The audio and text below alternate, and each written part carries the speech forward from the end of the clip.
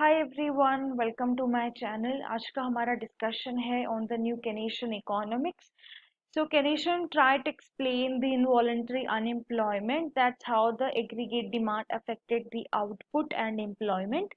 According to him, a fall in aggregate demand for a good उसकी वजह से firm production कम करेंगे और it leads to the fall in the labor demand. As a result of the wage rigidity explained in Keynesian economics, labor demand would fall, hence the unemployment will rise. Okay, so we'll see this concept. There is a new addition in this study.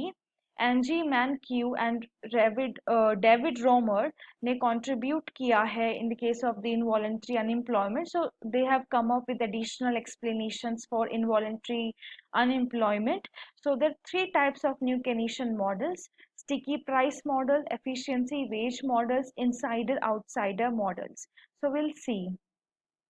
Sticky price model, इसको हम menu cost भी बोलते हैं. So in this case the firm must not be a perfect competition, नहीं होना चाहिए, क्योंकि अगर फर्म परफेक्टली कॉम्पिटिटिव होगा, उसकी वजह से जो प्राइस होंगी it would be determined by supply and demand, and individual firm in that case they have no power over their product prices, so they would be the price taker, hence they face the horizontal demand schedule. Okay, so this is the case, and in that case firm hold the prices constant in the case of demand fall, because the cost of changing the price outweighs the benefits of that price. In this case, the cost of price changes are known as menu cost. So we'll see how. When the firms change their prices, so they incur direct and the indirect cost. सबसे पहला cost जो firms इनकर करते हैं वो है managerial cost. उसके अंदर क्या होता है? Cost of gathering the information which regulates requires to decide what should be the optimal price change. After the price change, there is a need to communicate this to the customers, or consumers should know what is the logic behind for the change in the price, and negotiation can also be there. And second is the loss of consumer goodwill. एक बार price decrease कर दिया during the recession, and if during the recovery firm is increasing the price, in that case the firm can lose the goodwill of the people. Firm should change their prices when the costs are changing. Okay, and another is that price reduction may lead to the price wars, like how the other firms will respond to your price change, right? One is the efficiency wage models.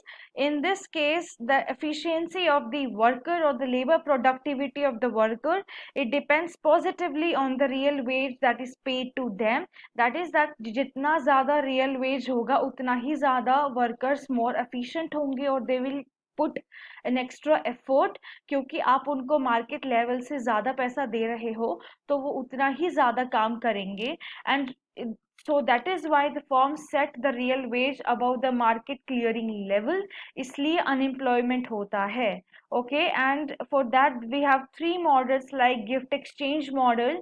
So gift exchange model में क्या होता है कि अगर आप किसी को market clearing level से ज़्यादा पैसा दे रहे हो, it will boost the morale of the firm workers, and hence they will put more efforts as a gift, and they would be more efficient, right?